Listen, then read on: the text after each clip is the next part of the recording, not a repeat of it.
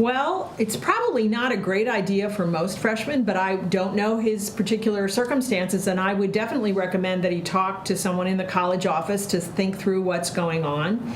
Pass-fail is often a really good option if you're exploring a field that is kind of, you've never tried anything like that before, and you don't think you have a lot of experience, and you're not sure how you'll do.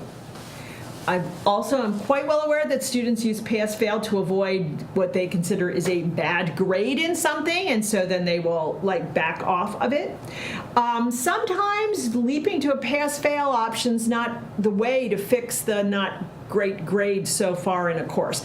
It'd be much smarter to figure out, why did I get that grade? How could I change my performance in this? What's really going on that's getting in my way? And there's lots of people who can help with that scenario, but I would urge the student to come into the college office.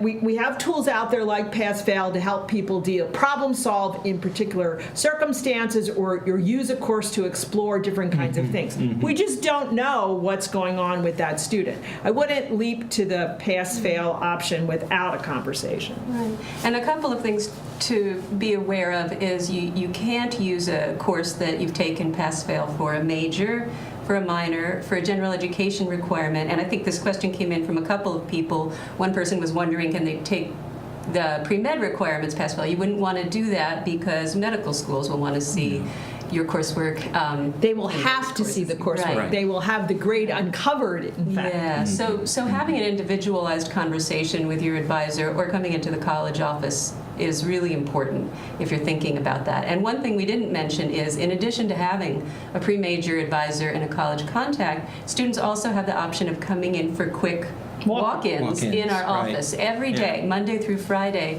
from noon until 4. I or one of the other assistant deans for advising is available to talk to students on a walk-in basis about questions like this. Just like this, right. So that's a good option anyone in the college can do Monday through Friday. Right. I would just stress that, pass-fail, its real purpose is the exploratory purpose that Janet mentioned, which is that suppose there's a subject which doesn't account for any of your requirements, major requirements or general requirements, but you think along the lines of that compelling interest that we were talking about earlier, that you'd love to learn more about it. In that case, taking a tough course or an interesting course that might be tough, pass-fail, gets you into it, gets your head into it. You might find out that that's an area you would like to go further in at no risk. And so that's the real positive use of it, rather than as a sort of a repair mechanism for your grade record.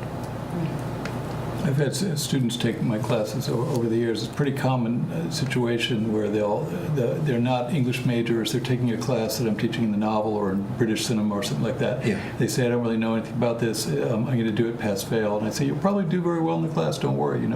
These are smart kids. And they end up getting A's in the class. And they're so annoying.